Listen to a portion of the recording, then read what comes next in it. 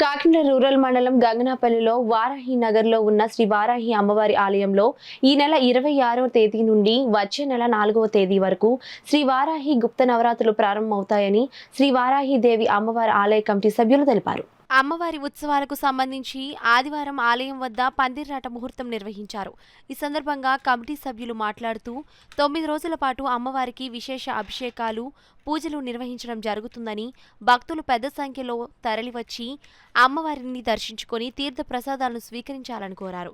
ఈ పందిర్రాట ముహూర్త కార్యక్రమంలో పెద్ద సంఖ్యలో భక్తులు పాల్గొన్నారు. ఈ నెల 26 నుంచి వచ్చే నెల 4 వరకు వరాహి అమ్మవారి నవరాత్రులు ఘనంగా జరపబడతాయండి. గంగనాపల్లి వరాహి అమ్మ దేవాలయంలో 26 ఉదయం నుంచి అమ్మవారికి ప్రతిరోజు అభిషేకం, అలంకరణ, తదుపరి ప్రతిరోజు నైట్ హోమం జరగబడుతుందండి అమ్మవారికి.